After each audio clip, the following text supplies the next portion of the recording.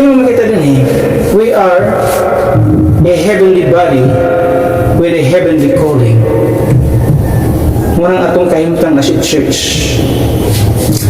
God's program unfolds through distinct people with distinct purposes. Gentiles reveal God's power in creation. The Jews display God's faithfulness in choice. The church magnifies God's grace through the called-out body of Christ. That's why rightly dividing these groups protects biblical clarity and preserves God's faithfulness to His promises.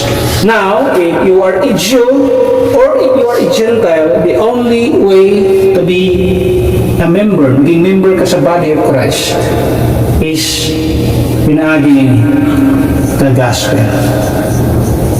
Without the gospel, hindi ka maging member niya.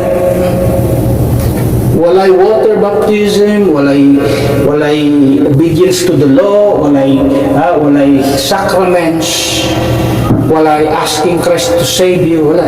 It's the gospel. Paminawa ang mayong balita, sabta ang mayong balita, tuuhi ang mayong balita. That's the only way na maging member ka there is a body of Christ. Be called out one. Kasi kalau hindi ka na mag-impeach, ay wala impeach time ni Christ. It is a one-man rule.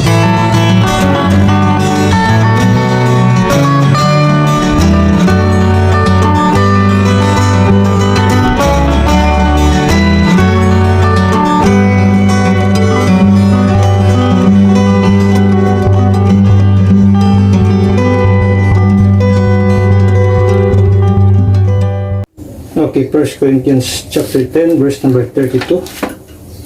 Ako ang basang dinisyon na siyang mata. Give no offense, neither to the Jews, nor to the Gentiles, nor to the church of God. Ang ginamagapanalangin siyang pulong. So, ang sigutan niyo yung kabuntagon, three distinct groups of people in scriptures or in scripture. When we rightly divide the word of truth, according to 2 Timothy 2:15, we discover that God recognizes three distinct groups of people in His redemptive plan. Paul clearly states in our text, he mentioned yung tulo ka groups: Jews, Gentiles, and Church of God.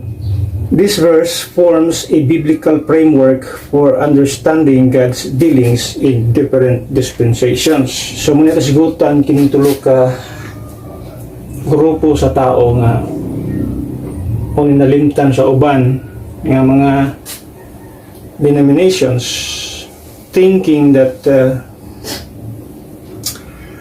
one group is already finished, done already.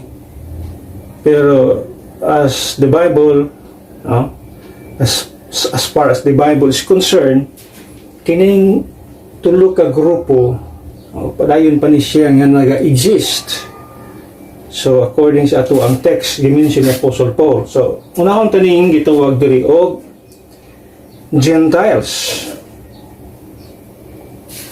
Kining Gentiles na gitawag. So king number 1 danhi, Gentiles.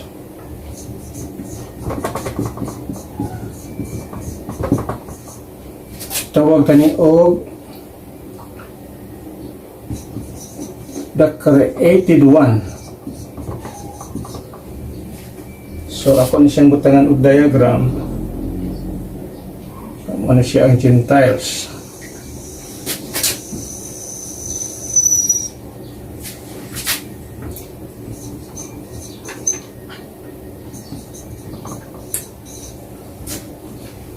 The word Gentiles means nations. So, kung yung tanawon, kung mas kita sa creation, murag dili pa nimo makita ang word Gentiles diya, ang man pa may nasod. Because the word Gentiles means nations from, hindi gusto magdigamit-gamit og mga Hebrew o Greek, no? Pero sa Hebrew language ato makita diha nga the word nations or Gentiles, ang Hebrew word niya is goyim. Pag Gentile, goy. Nations or Gentiles means goyim or nations. Munang itawag sila Gentiles. And the first mention ato makita din ha, og ato tan-awon ano atong gigamit ang word ni Gentiles since creation. It is because now Gentiles represent humanity in general, beginning with God's creative work and spreading into the nations after Babel. Kung atong tanawon, basahon na to ang gituwag og Acts chapter 17 at makita din na Acts 17 and in verse number 26. Ayun diri sa Bible, verse number 26. And hath made, he is talking of, and hath made of one blood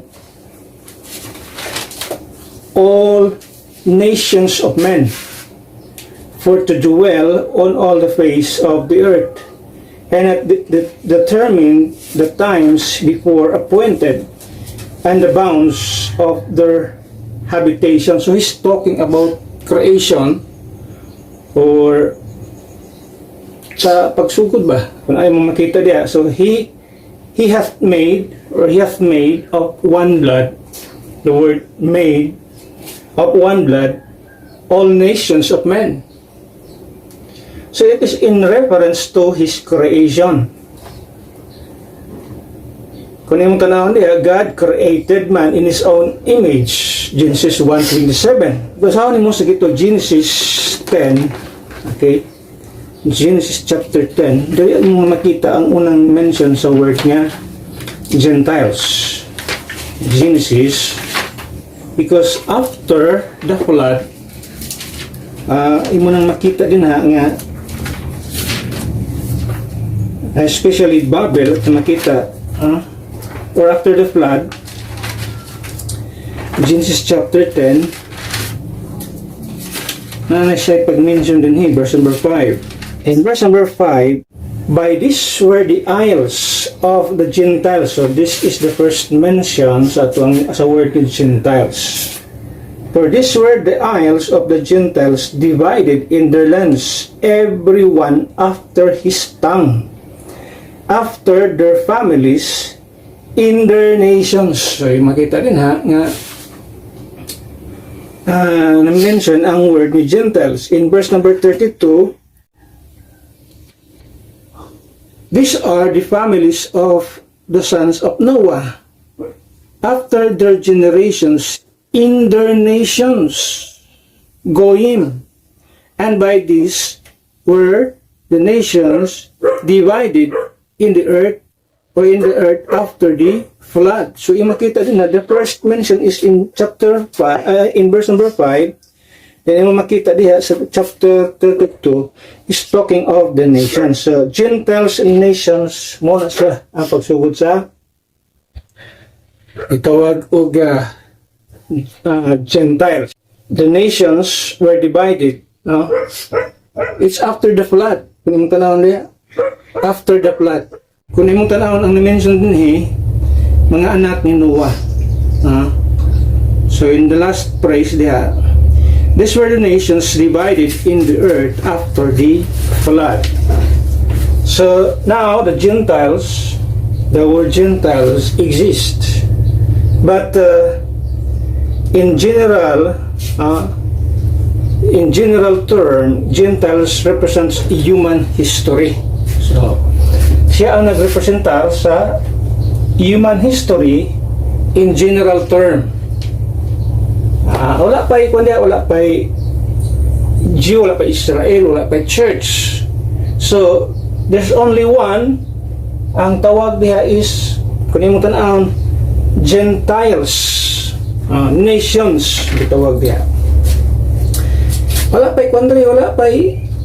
wala pa Israel ya unong buto na naon. These are nations, means Gentiles. So manay kung imong tan-awon basihan mo ang human history. So ang Gentiles or nations nagrepresent siya sa gitawag og general term sa gitawag og history sa humanity. So what is the condition sa gitawag Gentile people? Kung imong tan-awon in the book of Ephesians 2:11 and 12, makita nimo ang condition sa mga Gentile people. Ephesians chapter 2 verse number 11 and then verse number 12. So muna ang kahimtang sa mga Gentile people. It says, wherefore remember that ye being in time past Gentiles. So speaking sa ato ang pagkatao, kita kaniadto partita sa mga Gentile people. Partita din before, yun siya, that was in time past. Itawag tag Gentiles in the flesh, who are called uncircumcision by what? By that which is called the circumcision in the flesh, made by hands. That circumcision in the flesh, speaking of the Jews. Verse number 12, that at the time you were without Christ. So kaniya do watay Kristus kinabuhi, being aliens from the commonwealth of Israel. So kung atong tan-awon, we are commonwealth-less kind of people, and strangers from the covenants of promise, having no hope, and without God in the world. So muna atong kahimtang, especially sa mga Gentile people nowadays. In other words, when we say Gentile people, mga unsaved, mga dili luwas, muna term sa ilaha mga hintil. Kita hintil dati, pero dili na ang atuang gitawag og identity is no longer Gentile. Dili na Gentile ang atong identity. Our identification is in Christ. Ato naman kitaon niya, we belong sa usa ka body, the church. So we are no longer Gentile when we talk about identification or identity. We are in Christ. So ang kahimtang sa mga unsaved nga tao, mula silang gitawag Gentile in the flesh, without hope, yung siya without Christ. Mapait kayo, without Christ, without God, without hope, or without hope, having no hope, without God in the world, and makita aliens from the commonwealth of Israel. Strangers from the covenant, mo na kahimtang sa mga Gentile people. Now, Gentiles are not under Israel's law. Kung imong tan-awon diha, gibasa nato, without or strangers from the covenants of promise. So strangers sila, that means they are not under the Israel's law or covenants, but are accountable. Pero nga silang, para sila maging accountable nga, wa man sila ibalaod. Muna siya accountable to God through creation and conscience. So ang ilang accountability based sa kitawag creation. Wa bitaw nang inikatubang nila sa Ginoo nga wa man may kaila Ginoo, wa may kaila ni mo Lord, wa may nagwali sa mo about ni mo Lord. So wa sila ikapangulipas because of the creation. So, yung tanaw Romans 1, tanaw sa Romans chapter 1, muna yung nang Ginoo, there's no excuse. They are without excuse. Romans 1:18 to 20. Isog sa Bible. For the wrath of God is revealed. Natin man niya, ang kapungot sa Diyos iyang ipadayag from heaven against all ungodliness and unrighteousness of men who hold the truth in unrighteousness. So naaway mga tao di ay nga nag-hold sa truth pero unrighteousness in unrighteous way. Sibot pasabot niya na ay Bibliyang gidala, pero wala makaibalo sa mga angayang buhaton or even ignorance sa ito righteousness of Christ. So that's, at makita diya nga, nagiging nag-hold sa Biblia, nag-hold sa truth, pero in unrighteousness. Why? He said, because that which may be known of God is manifest in them, for God hath showed it unto them. Verse number 20, for the invisible things of Him from the creation of the world are clearly seen, being understood by the things that are made, even His eternal power and Godhead, so that they are without excuse. So these Gentile people, accountable sila ngadto sa Dios because of the creation. So dili sila makalimod nga, why Dios ay walay Ginoo, why Ginoo nagkuha nato dili kita-kita ni. So manang kinabuhi di sa mga kasalanan nga naman nagtuo nga wala Ginoo, pero the creation itself, no? The creation itself mo ni siya ang nagpamatuod proves that there is an invisible God. Huh? Yes, dili makita ang Dios, pero ang creation nagpamatuod na naay Dios. Manang kan teorya sa mga evolutionist. Pinatinood because we have the Bible. Nagsulti ka na to nga naay Dios. So if the creation, kung kining nahitabo o muling kining kalibutan na nakuha na po sa Big Bang Theory, no, that's not true. The Bible is very clear nga dunay Dios nga nagabuhat nini.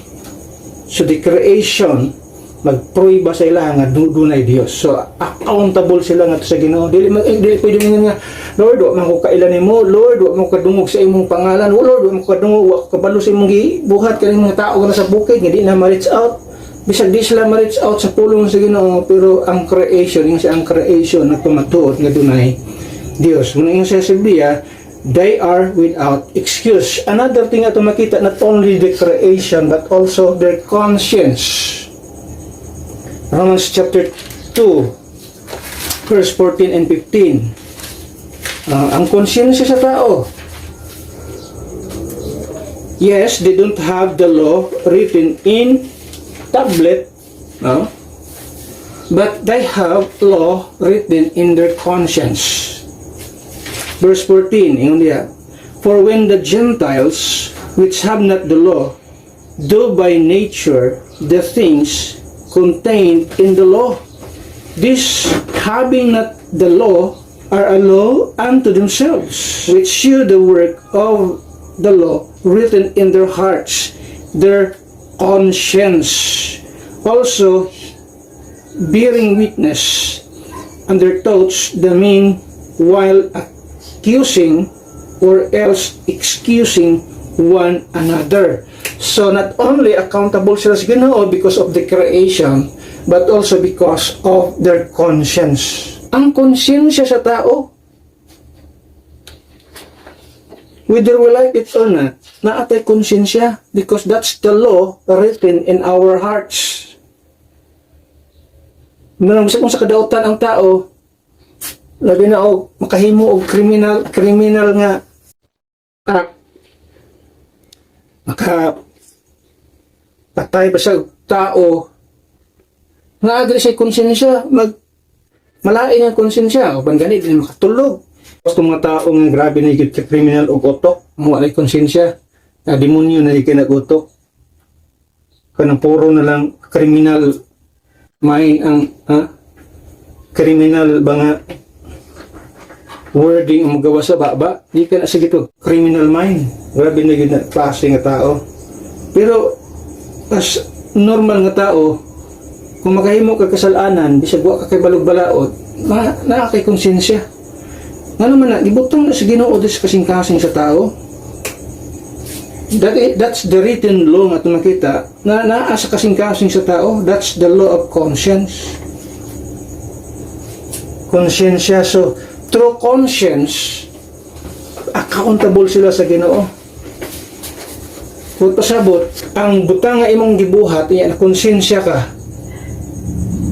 na pamatuod na ay Diyos di ay. So muna'y kahimtang sa mga Gentile people. Sa duha ka butang, accountable sila because of the creation and also because of conscience. So dili pwede pangulipas sa Gentile nga mga tao nga, Lord, wa mi ka dungog sa mensahe. Lord, wa mi ka kita nimo dis kalibutan. Lord, wa mi ka dungog sa mayang balita.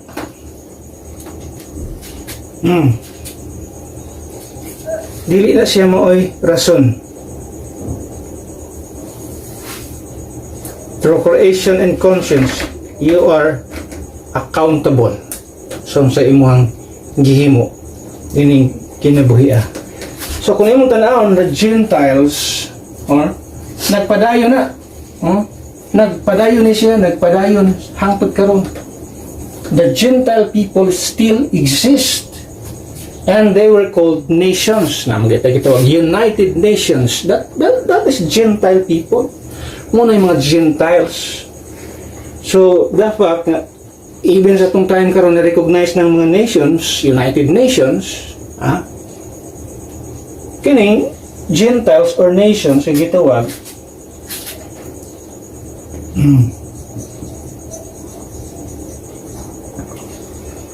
muna sila ang nagpamatuod until now nag-exist ng mga tao.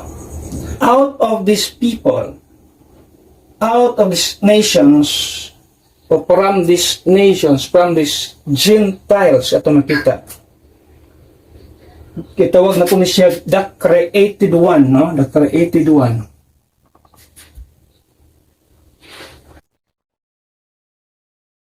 Gikan din na siya gipili ng mga tao.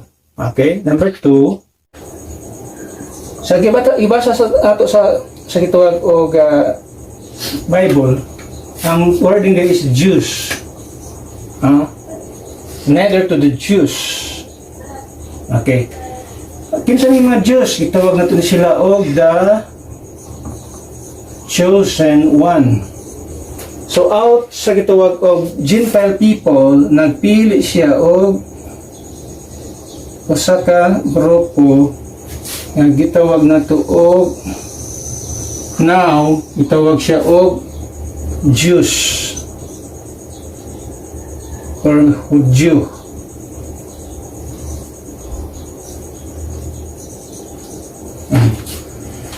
Hudyo. Muna term sa ito ang New Testament, no? Jews. Give none offense, nor to the Jews, nor to the Gentiles. So out of these Gentile people, out of the Gentiles, nagtawag ang Ginoo og lahi nga grupo, kining gitawag og Jews.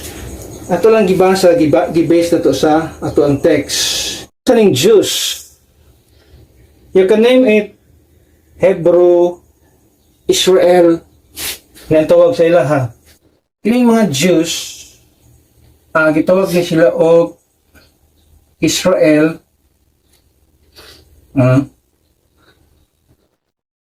and also tawag siya Hebrew.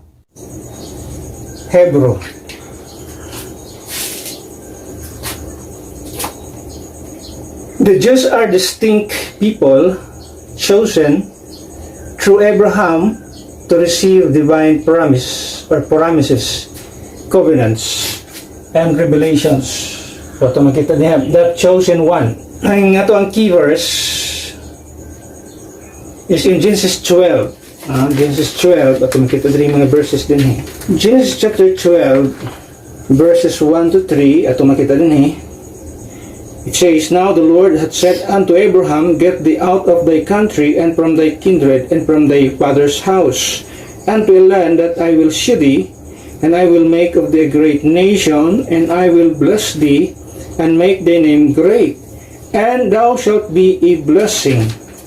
And I will bless them that bless thee, and curse him that curseth thee, and in thee shall all families of the earth be blessed.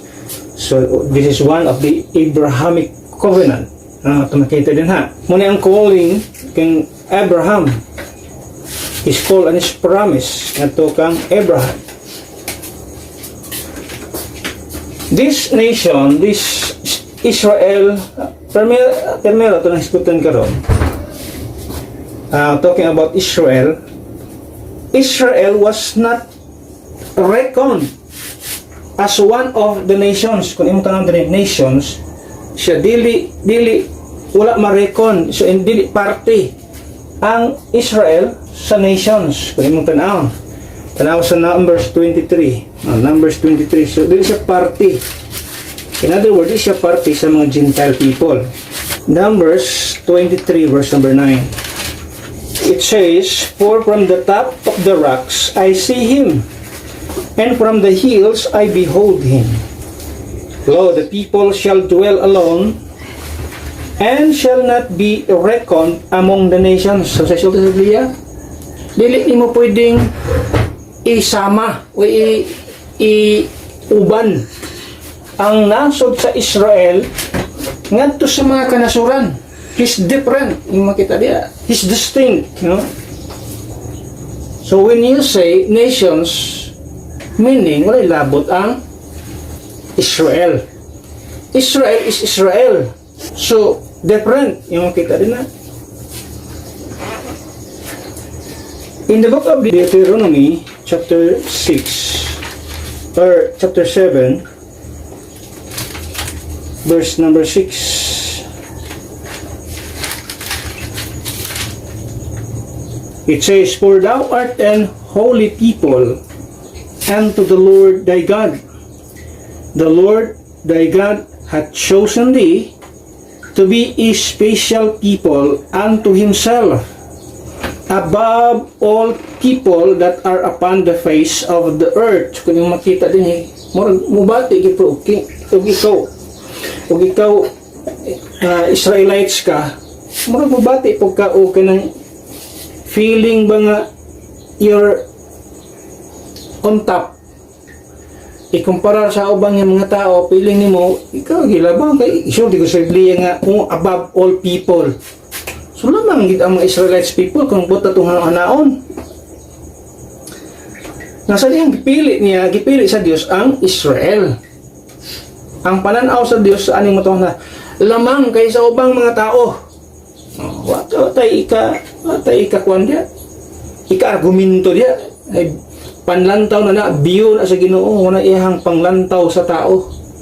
Na kini yang gipili nga nasod ang mga Hudiyo, ang mga Israel, yung mga Israelites people is above, special people above all the people, unin mo tanawon diha, above all nations.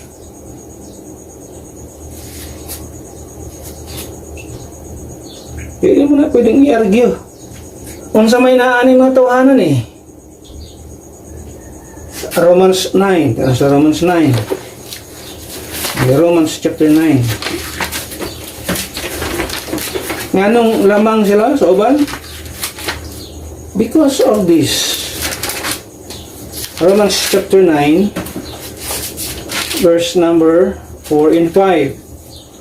It says, "Who are Israelites, in whom pertaineth the adoption unto the glory and the covenants and giving of the law and the service of God and the promises, whose are the fathers, and of whom as concerning the flesh Christ came, who is over all, God blessed forever. Amen."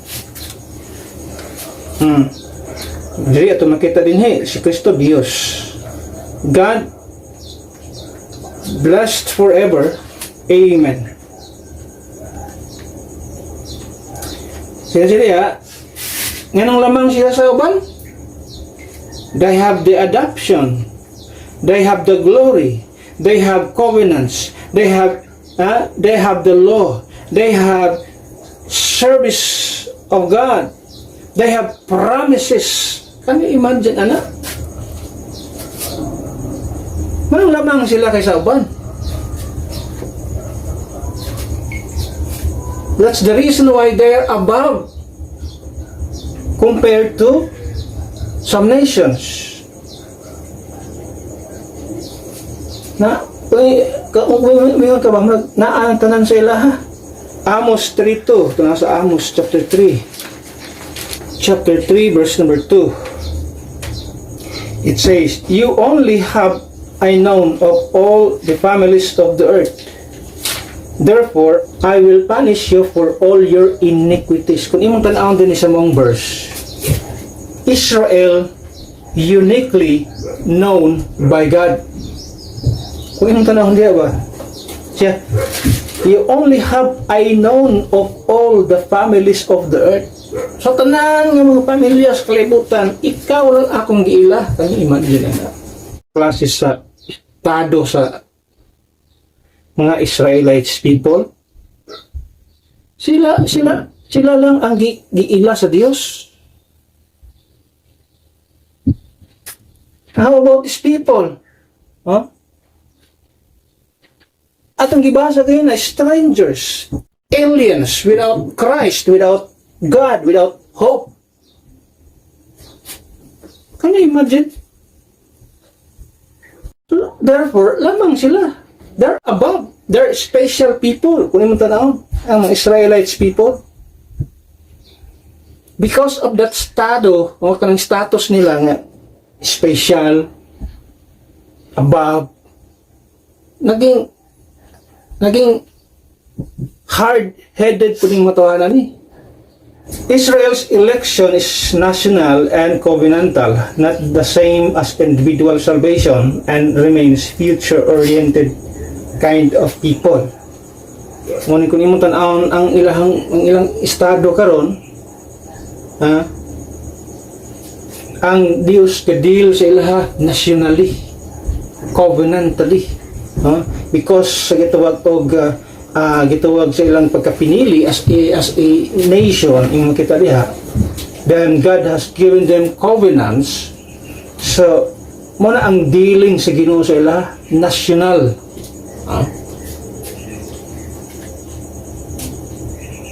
Unya i-deal sila sa Ginoo in the future. Kung yung makita Romans chapter 11, yung mga baruan din ang kahimtang sa mga Hudyo.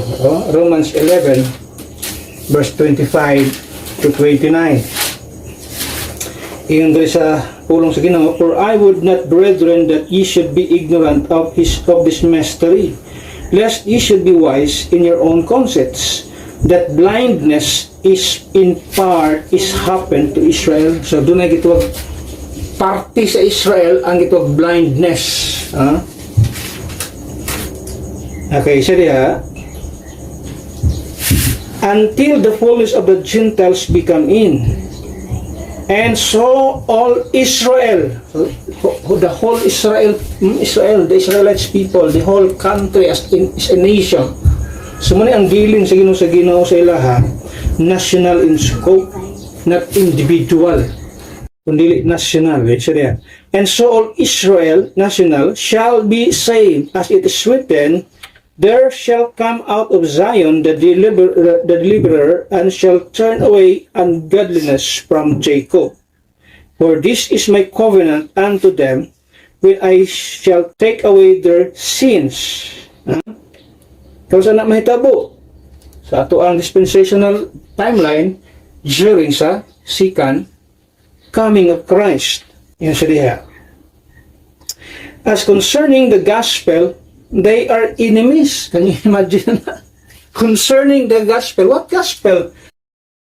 The shed blood, the death, burial, and resurrection of Christ. Mo nga gospel siya. When we talk about the gospel, as concerning the gospel, they are enemies for your sakes. But as touching the election, they are beloved for the Father's sake. No wonder na until today, ang mga Hudyo di mo tuo sa gihimo ni Kristo. walihanin mo gospel, di maminaw sa gospel, balao dyan mi, di maminaw sa gospel. Why? Ingon si Apostle Paul, as concerning the gospel, they are enemies for our sakes. Can you imagine na? It doesn't mean nga dili, walay Hudiyo nga maluwas, na Hudiyo nga maluwas, individually, but as a national or as a nation, when God deals them nationally, dili ang gospel ang makaluwas sa ilaha.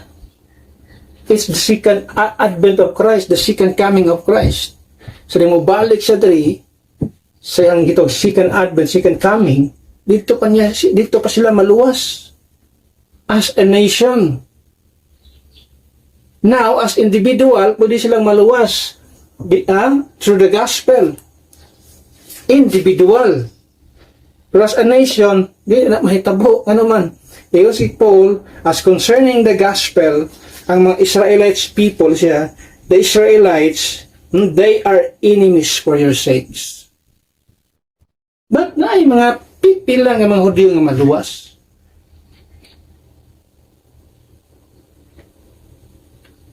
That including the Apostle Paul, yung makita niya, he was a Jew. Pero naluwas siya individually. But as a nation, wala pa, dili pa na mo'y dealing sa Ginoo sila in the future. As concerning the gospel, they are enemies for your sakes, but as touching the election, they are beloved for the Father's sake. Verse 29, for the gift and calling of God are without repentance. Ang gasa sa Ginoo, ang pagtawag sa Dios, walay kausaban. In other words, di mausab ang hunahuna sa Dios diyan na. The word repentance here is change of mind. Walay pagkausab sa hunahuna sa Dios when we talk about gifts and calling. Di mausab ang hunahuna sa Dios. It's not talking about repentance, about sin, because sometimes ang tao hunahuna pag mag-isgot ang word repentance in relation to sin. No, it's not in relation to sin. Repentance is in connection to our mind. We have to change our mind. Mana ang word nga repentance sa Biblia? Not in connection to sin. Ano man? Because God repented many times than man. Kung imong makita sa Biblia, mas kadaghan pa ang Diyos nagrepent kaysa tao. So kung ang repentance or repent is konektado sa kasalanan, so ang Ginoo ba makasasala kay naggigamit niya ang word niya repent? No, it's not. It's a change of mind. Manatong karohon ang ato ang mga theological understanding kani atong pagtulunan ba nga about God. Dapat klaro ta diha nga naman. Gagmay nga mga wordings sa atong sipyat diha, ikapahamak na to na. Muna ang nagtabo karon ang kaluwasan kinahanglan mo talikod na kasasala kay gigamit lagi sa uban nga repent of your sins. Hindi ba kakabasa na sa Biblia ng word repent of your sins? So ano ba na sa Biblia? Asa ka mo basa na why repent of your sins? Sa modern version nga Bible na nga naman kay ang ilang kaluwasan diha na may trabaho binuhatan man, so you have to repent of your sins. Mutalikod yung makasalanan. So, nagiging work-based salvation ang nahitabo. Instead, unta nga, change of mind, usbon imong pangunahuna, aron mutuo ka, nga si Kristo lang ang makaluwas. Di naman na nahitabo. Tatalik doon may nungkas imong kasalanan, na pila kasala imong talikdan, kaya nimo. Walay hypocrisy sa tao. So, instead diha, for the gifts and calling of God are without repentance. So, future-oriented kind of people, kaning mga Israelites people. Now, the question is, what's the difference in Jew, Israel, Hebrews? May kalainan aning tulo. Anong di man ito igamit ang Hebrew? Anong di na ito igamit ang Israel? Anong Jew ang igamit sa ito ang New Testament passage na itong gitawag? So let's clarify the biblical explanation of the difference or differences among Hebrews, Israelites, and Jews. Especially where the Bible study and dispensational understanding. Para tagaan to clarification, katinawan, so may kalainan aning tulo. Jew, Israel, Hebrew, so may kalainan ana. Yan ang na-mention na siya sa Bible. Okay. Ano unang ito ng Hebrew or mga Hebrews? Hebrews, ano sa mga Hebrews?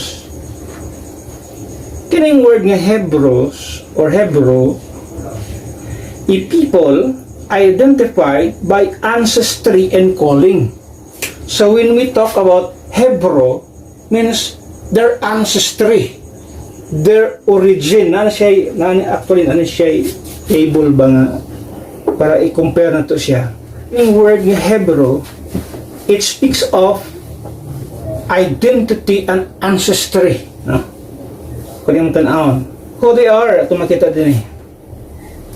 The term Hebrew is the earliest designation for God's chosen line, tracing back to usay mo kung nagtakang Abraham. But according sa biblical data, pwede pang mulabang kung Abraham, especially sa iyang mga gitawag o ancestor or mga una pa nga mga na naging tao sa iyaha, especially kay gitawag og Eber. So si Eber sa lineage ni Abraham pa taas. Usa si Eber sa iyang mga great grandfather at makita din na hindi siya gikan, si Eber. Ang first na mention sa iyaha is in Genesis chapter 10. Tanong sa Genesis chapter 10.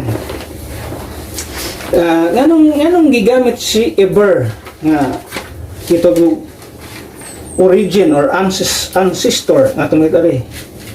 Now when we talk about ancestry,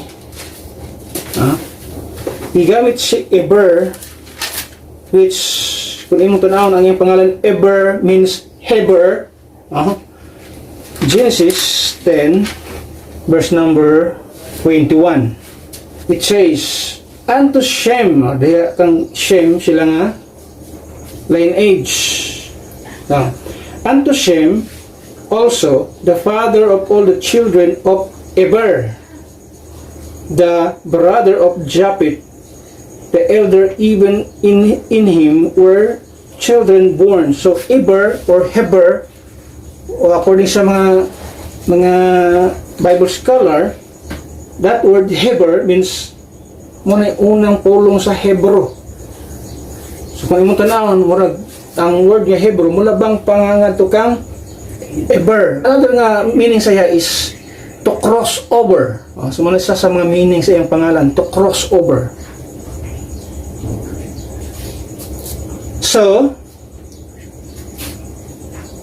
muna ang kaliwat ni Abraham gikan kang Eber. Ang word nga Hebrews emphasizes ancestry and pilgrimage kung inyong tanawon. Ito ang biblical nga usage sa word Hebrew. First mention na ito makita. Tanawa sa ito Genesis 14 verse number 13. Okay, tanawa sa 14 okay, verse number 13. This is the first time I mention ang word nga Hebrew.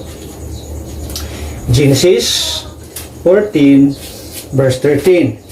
It says, and there came one that had escaped and told Abram the Hebrew. You see? Yung makita diha, that's the first time ito makita. Abraham the Hebrew. Nitabag siya the Hebrew. Used often by foreigners when referring to God's people. So when we talk about Hebrew, Heber means to cross over or pilgrim. Mga tao ba nga kan pa sa lahing lugar niabot dia. Used often by foreigners when referring to God's people. Common during the patriarchal period from Abraham, Isaac, Jacob, imo makita na diha. So, to summarize, at makita nila, Hebrew, who they came from. Kung ngayon kag Hebrew, asan sila gikan? Mga pilgrim. They cross over. So, kung imong tan-awon ang history sa kinabuhi ni Abraham, gikan siya sa land of Ur, or the land of the Chaldeans. Padulong siya dali sa promised land, which yung makita nga muna nahitabo ron nga Israel. So na term sa Bible kung kag Hebrew, ancestry ang pasabot, origin. Now the term Israelites asa man na nagikikan. So from Hebrew, ancestry, origin. Now here comes the Israelites people. O morning usaka ang buot pasabot niya na Israelites, a covenant nation. Now the nation has been established, o tungod yan ang nasod, naghatag siya og covenant. How they are, ato makita din Israelites are the descendants of Jacob, whose name God changed to Israel. Kung imong tanaw, nagsugod ang Israel, ang pangalan ng Israel, sa diyang gi-change sa Dios ang pangalan ni Jacob. From Jacob, gitawag siya sa Ginoo nga, gitawag sa Ginoo og Israel. So Israel is the descendants of Jacob, especially the 12 tribes. Kung imong tan-awon ang ilang history, makita nimo din ha. Makita nimo ang Israel in Genesis 32:28. Genesis 32 verse 28. Okay, in verse 28 it says, "And he said, Thy name shall be called no more Jacob, but Israel, for as a prince hast thou power with God and with men, and hast prevailed." So kung tanawin mo diha, that's the beginning sa pulo nga, o sa word to Israel, and the nation of Israel has been established. Yung makita din ha, sa dihang naana ang pagipili niya ning tawhanan ni, o niabot ang iyong anakan, itawag sa Bible og 12 tribes. So, the biblical usage nga tumikita refers to the 12 tribes descended from Jacob's sons. Common from the Exodus onward. Highlights God's national covenant, law, and promises. To summarize, Israelite, who they are as God's covenant nation. So, imutan-awon siya ang Israelite ay muning mga tao nga na ay naaangsaad sa Dios, mga sa kanasod mga naaang covenant sa ilaha. Ipa dayag. Now, the Jews, which in our time, atong makita na siya karon. Kung imong tan-awon ang wording Jew, ang word nga Jew or Jews, a people preserved through history. So mga tao ni siya, gi-preserve sila sa Dios sa history, sa mga nag-abot nga kapanahonan sa kalibutan. Who they are? The term Jew comes from Judah, one of Jacob's sons. So ang Jew, gikan sa anak ni Jacob nga Israel. Yung makita diya, isa sa iyang anak na si Judah, munang Jew or Jews, mga Jews, mga Hudyo.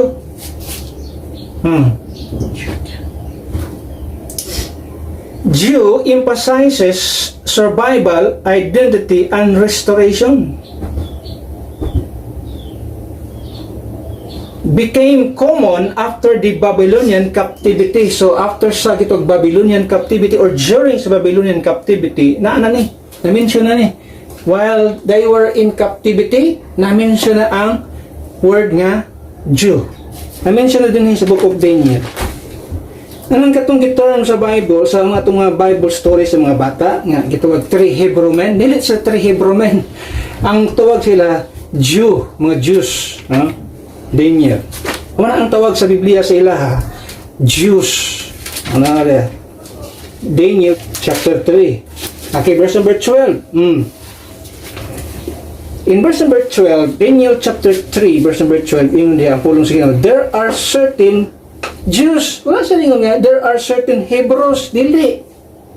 Because Hebrews is all about ancestry. Dili sila mga ancestor sa mga mga ancestor sa mga Hudyo. In fact, it's a post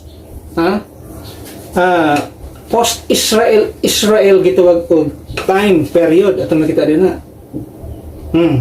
Now God is dealing sa gitawag og mga preserve nga mga tao, mga Hudyo. Ganun na yung naman ang Hudyo. Kung yung tanawon sa history sa Israel, ang Israel were divided into two kingdoms. There gitawag og northern kingdom, 10 tribes. Ug dunay gitawag southern kingdom, which is mong gitawag og mga anak ni Judah. Kung imong tan-awon diha gikan ngilin lineage si Kristo Jesus from the tribe of Judah. So therefore si Kristo gitawag siya a Jew. Makita nimo na sa John chapter 4, makita nimo mabasa nimo nga gitawag siya a Jew. Nga naman gikan siya sa lineage ni Judah. So used throughout the New Testament, important to note itong tan-awon ni. Not all Israelites were Jews. Dili tanang Israelites sa Jews. But all Jews are Israelites. Ano yung una naman na? Kung imong tan-awon, ang Israel, 12 tribes. 12 sila ka tribes. So, 12. Kining Israel, 12 tribes na siya. Gikan anak nga tribe na ay gitawag og Judah. Mooning mga Jews. Ang gitawag mga Hudyo gikan sa tribo ni Judah. Munang not all Israelites gitawag sila Hudyo. Pero tanang mga Hudyo, mga Israelites kay gikan na sila sa parte sila sa 12 tribes. So in other words, Jew who remain and return. Na kung imong tan-awon, si Apostle Paul, nganong nganong si Apostle Paul? Si Kristo gitawag siya Hudyo. Si Paul gitawag siya, i-term niya iyang kaulingon as Hebrew, Israelites, as Jews. Pasabot, gikan siya anang mga to, anang linyaha, gikan siya sa when we talk about his ancestry, gikan siya diha. When we talk about sa gitawag sa kanasod, gikan siya sa Israel. Pero when we talk about Jew, even though dili siya parte diha sa Judah, pero gina-absorb sa mga Hudyo nga mga tao, bisan pagparti ka sa Northern Kingdom, as long as imong i-absorb ang mga practice sa mga Hudyo, na ng temple, na ang gitawag og balaod, gina-practice sa mga Hudyo, mga promises sa Dios. So, una-ana, imo nang gina-absorb ang tawag sa imo sa tao, Hudyo ka. So karon ang ni-absorb kining mga Israelites people, gi-absorb ang ilang pagka bisan pagmembro sa 12 tribes, as long as ilang i-absorb ang practice, practice sa mga Hudyo, tawgon po sila nga Hudyo. Nga naman, ang Northern Kingdom, ang mga Northern Kingdom, ang mga tribes sa Northern Kingdom, nag-practice og mga practice sa mga Gentile people. Idolatry, tinagana nga practice sila di mayo. Now, kung ang usa ka tribo sa Northern Kingdom i-practice sa mga Hudyo, Southern Kingdom, ma-absorb, matawag sila nga Hudyo. Just like ni Apostle Paul. Kini sila, uban sila sa Southern Kingdom.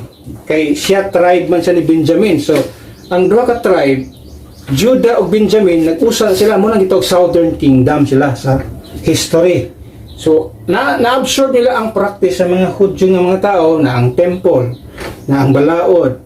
So, wala sila nag-practice ng mga idols.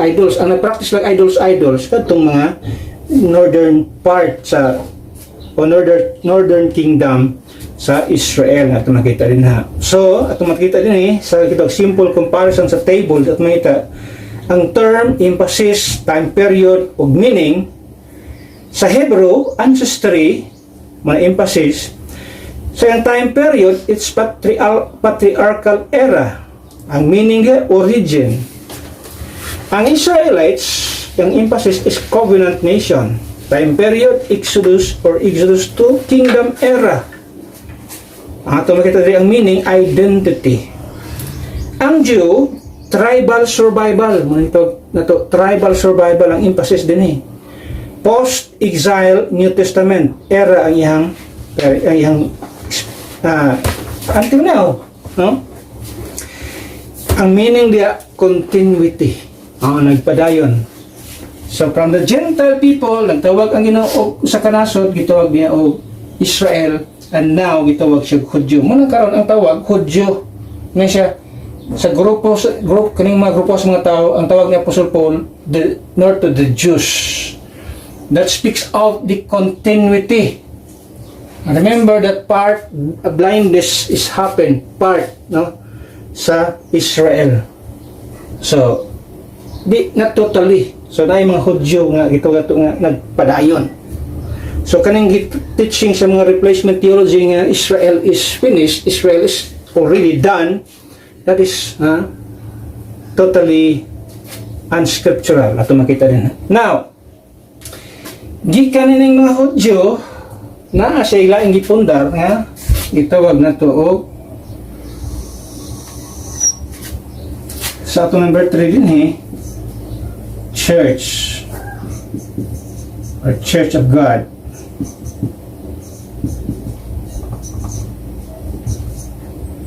Tawag na to si the called out one.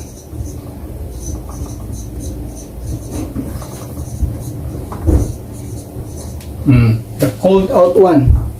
Asa siya nag-start dito sa cross. Diri, daghang kayong argumento diha. Kung sa ba nagsugod ang church, uban Acts chapter 2, uban Acts chapter 9, chapter 28. So muna teaching sa uban ng mga grupo. But kita nga dispensationalist, we believe that the church started at the cross. Ang atong pinaka-picture diha is, ang type sa Old Testament din is Adam and Eve. Si Adam is a type of Christ. Si Eve is a type of the church. Kano sa man nag-start ang church? O kano sa man nag-start si Adam? Si Eve. Kano sa siya nag-exist? Sa dihang si Adam, ipakatulog sa Ginoo. That's a picture of Christ death. Sa diyang si Kristo namatay, si Adam natulog, naghimo ang Ginoo operation kang Adam sa iyang rib, ihimo niya nga woman. So during siyang pagkatulog, nahimo ang babae. Sa type of Christ, during sa kamatayon ni Kristo, nahimo ang itawag o the church is born. At makita din na, which is His body nga ito makita sa Biblia. So, the church, the called out one. So, that starts sa gitong cross because muna siya ang nagpasiuli. Walay kamatayon ni Kristo sa cross, there's no reconciliation. Ito makita din ha. Ito na mabasa niya. The church is a new body formed in this present age, composed of believing Jews and Gentiles united in Christ. So, ang member there sa body of Christ, the church, gikan siya sa mga tao nga Gentile people, mga tao nga gikan sa mga Hudyo nga naluwas because of the gospel, because of what Christ has done on the cross. So, sa diyang naluwas sila, naging member sila sa the church, the body of Christ. So, walay bautismos tubig diha atong giskutan. It's the gospel. It's the Holy Spirit's baptism at makita. Now, kung imo tanawon si Kristo nag-promise siya to build His church, Matthew 16:18, nag-promise siya, I will build my church. That's a future. That's a promise. Futuristic in nature, yung makita din ha. Then, kung imong basahon ang Acts chapter 2 verse number Acts chapter 2. Dili siya mong starting point sa church. The church has already begun. Acts chapter 2. So kung imong tanawon ang time frame din it is in the day of Pentecost. So after his death, 50 days. Ano ha? So it's almost 2 months. Okay, the word Pentecost means 50. Yan siya there.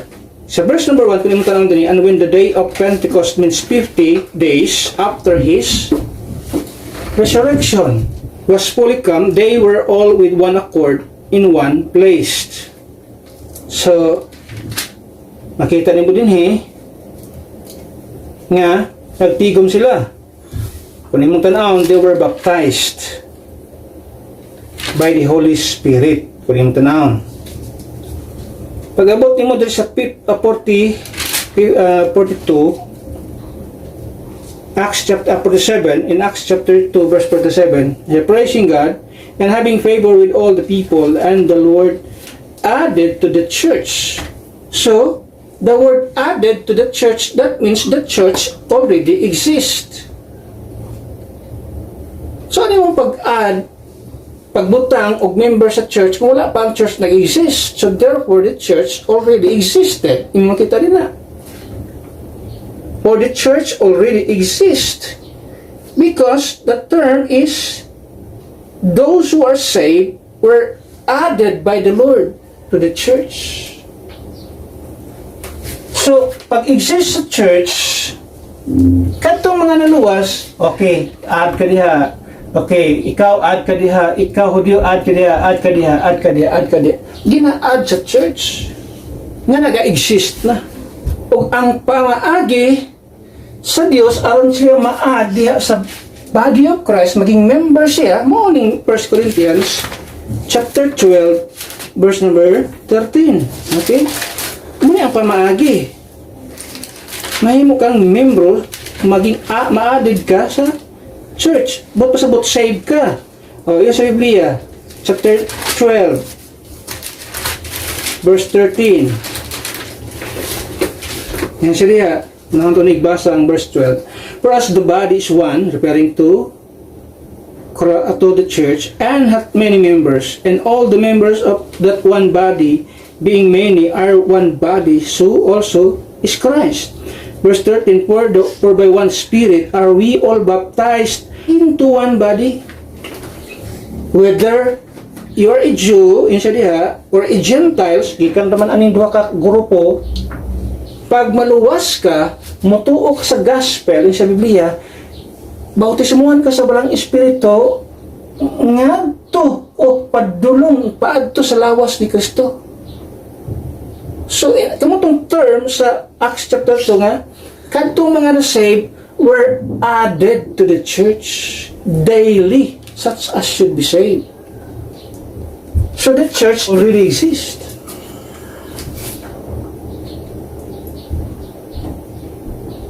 And this church, this body, is a mystery. Anong ka mystery? Si Kristo, nag-mention naman siya, I will build my church. Nag-mention siya, I will build my church, pero dili siya in details. Dili in details nga, baluan sa mga tao nga, ang Hudyo o ang Hintil na usa. Because wala na na-reveal. Sekreto na.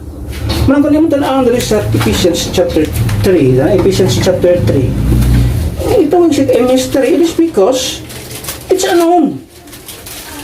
Ngayon, day ang proseso sa Ginoo. Kalimutan niya. Ephesians 3:3-6. Yun siya. How that by revelation He made known unto me the mystery as I wrote afore in few words. Wherefore, when ye read, ye may understand my knowledge in the mystery of Christ. So doon na gitawag mystery na eh. Which in other ages was not made known unto the sons of men, as it is now revealed unto his holy apostles and prophets by the Spirit, that the Gentiles, mauni nga mystery, that the Gentiles should now fellow heirs and of the same body. Now, yun siya dali, muni ang mystery nga gitago-tago sa unang panahon. Nga ang Dios naghimo siya body, the church, ang maging member niya Hudyo nga maluwas. Ang mystery appeal di ay ang mga Gentile people. Mao na ang mystery, that the Gentiles should be fellow heirs and of the same body and partakers of His promise in Christ by the gospel. Nakita niyo mo, the gospel, referring to the gospel, referring to the cross, referring to His blood, shed blood, His death, burial, and resurrection. Ephesians 2:14 and 16. Ephesians 2:14 and 16. Isa diyan. For He is our peace, who hath made both one, that's the body, and hath broken down the middle wall of partition between us. So, ang middle wall of partition, katong nagseparate sa Jew and Gentiles, it's already broken. Natanggal na ang middle wall of partition. Yun siya diyan. In verse number 15, having abolished in His flesh the enmity, even the law of commandments. Mo man ay wala man sa mga wala sa Gentiles. Ang mga Hudyo na ana, but He gi-abolish ka sa Ginoo. Siya commandments content in ordinances, for to make in Himself a twain one new man. That's the body of Christ, the church. So making peace, verse number 16, and that He might reconcile both unto God in one body by the cross. Without the cross, without His death, burial, and shed blood, without this one event na makita, walay pagka-reconcile ng may tabo. Walay gitawag og reconciliation ng may tabo. So it is, kung imo tanawon, significant ni nga event. His blood, His death, burial, and resurrection, there is a cross na itabo. So without this, there's no reconciliation. So it all refers to what He has done on the cross. The church is not Israel, and does not replace Israel. It is a heavenly body with a heavenly calling. Philippians 3:20, muna ito ang kahimtang. Ang tawag sa mga Hudyo, nasa mga earthly calling, because they are earthly people. We are heavenly people. And our calling is heavenly. Makita na, Philippians 3:20, sa ikong pulong sa Ginoo, verse number 20. For our conversation is in heaven, from whence also we look for the Savior, the Lord Jesus Christ. Kung imo tanawon din sa gitawag og 14, I press toward the mark of the prize of the high calling of God in Christ Jesus. So yung makita din we are a heavenly body with a heavenly calling. Murang atong kahimtang as a church. God's program unfolds through distinct people with distinct purposes. Gentiles reveal God's power in creation. The Jews display God's faithfulness in choice. The church magnifies God's grace through the called out body of Christ. That's why rightly dividing these groups protects biblical clarity and preserves God's faithfulness to His promises. Now, if you are a Jew or if you are a Gentile, the only way to be a member, maging member ka sa body of Christ, is pinaagi ni the gospel. Without the gospel, hindi ka maging member yan. water baptism, walay obedience to the law, walay sacraments, walay asking Christ to save you, wala. It's the gospel. Paminawa ang mayong balita, sabta ang mayong balita, ug tuuhi ang mayong balita. That's the only way nga maging membro ka diri sa body of Christ. Be called out one.